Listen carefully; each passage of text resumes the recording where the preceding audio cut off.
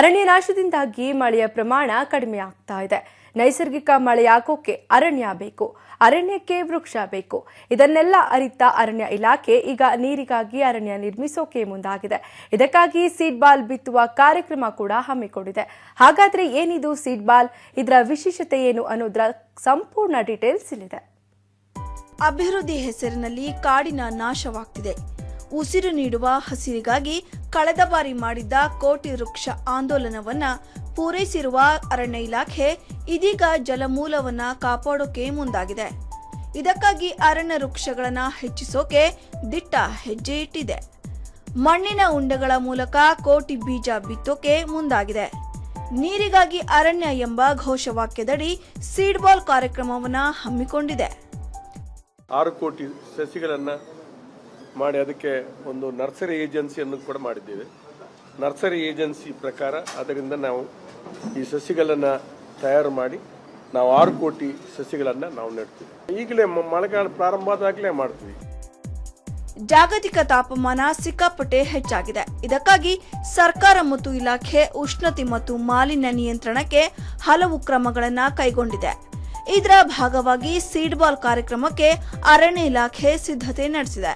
ಅಂದಹಾಗೆ ಇದು ಜಲಮೂಲದಿಂದ ಅರಣ್ಯವನ್ನ ಕಾಪಾಡುವ ಹಾಗೂ ಅರಣ್ಯವನ್ನ ವೃದ್ಧಿಸುವ ಕಾರ್ಯದಲ್ಲಿ ಸಾರ್ವಜನಿಕ ಸಹಭಾಗಿತ್ವ ಹಾಗೂ ಸಮೂಹ ಜವಾಬ್ದಾರಿಯನ್ನ ಜಾಗೃತಗೊಳಿಸುವಂತಹ ಕಾರ್ಯಕ್ರಮ ಆಗಿದೆ.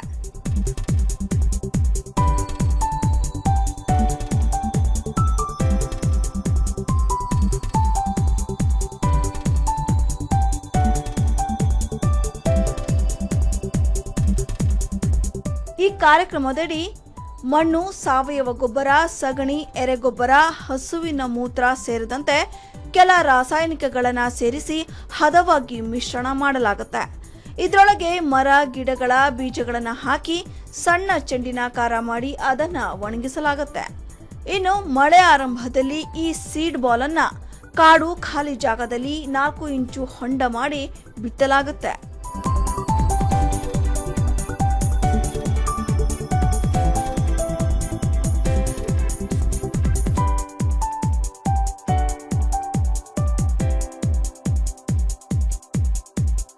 ಈಗಾಗಲೇ ಕೆಲ ಸ್ವಯಂ ಸೇವಕ ಸಂಸ್ಥೆಗಳು, ಯುವಕರು ಇದನ್ನ ಮಾಡ್ತಿದ್ದು, ಇವರ ಸಹಯೋಗವನ್ನ ಕೂಡ ಅರಣ್ಯ ಇಲಾಖೆ ಪಡೆಯೋಕೆ ಮುಂದಾಗಿದೆ. ಇನ್ನು ಸೀಡ್ ಬಾಲ್ ಕಾರ್ಯಕ್ರಮದ ಯಶಸ್ವಿ ಅನುಷ್ಠಾನಕ್ಕೆ ರಾಜ್ಯಾದ್ಯಂತ ಸ್ವಯಂ ಸೇವಕರನ್ನ ಆಯ್ಕೆ ಮಾಡಲಾಗ್ತಿದೆ. ಇವರ ನೆರವಿನಿಂದ ಅತಿ ಹೆಚ್ಚಿನ ಸಂಖ್ಯೆಯಲ್ಲಿ ಸಂಘ ಸಂಸ್ಥೆಗಳು ಹಾಗೂ ಸಾರ್ವಜನಿಕರು ಭಾಗವಹಿಸಲು ಪ್ರೇರೇಪಿಸಲಾಗುತ್ತೆ.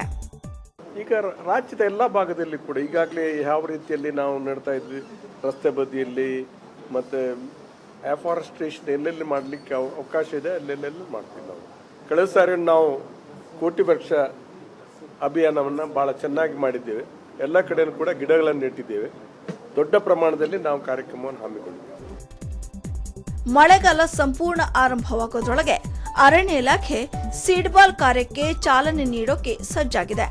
ಜೂನ್ 10ರೊಳಗೆ ಸ್ವಯಂ ಸೇವಕರು ಸಮೀಪದ ವಲಯ ಅರಣ್ಯಾಧಿಕಾರಿಗಳ ಕಚೇರಿಗಳಲ್ಲಿ ತಮ್ಮ ಹೆಸರು ನೋಂದಾಯಿಸಲು ಹಾಗೂ ಬೀಜ ಸಂಗ್ರಹಣೆ ಮಾಡೋಕೆ ಕರೆ ನೀಡಲಾಗಿದೆ. ಒಟ್ಟಾರೆ ಸೀಡ್ ಬಾಲ್ ಮೂಲಕ ಕೋಟಿ ವೃಕ್ಷಗಳನ್ನು ಬೆಳೆಸುವ ಮೂಲಕ ಪರಿಸರ ಕಾಳಜಿ, ಹಸಿರಿನ ಸಮೃದ್ಧಿಗೆ ಮುಂದಾಗಿದ್ದು ಶ್ಲಾಘನೀಯ. ಇಂತಹ ವೃಕ್ಷ ಸಮೃದ್ಧಿ ಕೆಲಸಕ್ಕೆ ಎಲ್ಲರೂ ಭಾಗಿಯಾಗಲಿ, ಹಸಿರನ್ನ ಬೆಳೆಸಿ ಉಸಿರು ಹೆಚ್ಚಿಸಲಿ ಎಂಬ ಆಶಯವಿದೆ. ಮಸೂದ್ ಜೊತೆ ಸಂಧ್ಯಾ ಸರ್ಬಾ, ಪೊಲಿಟಿಕಲ್ ಬ್ಯೂರೋ, ಸುದ್ದಿ ಟಿವಿ.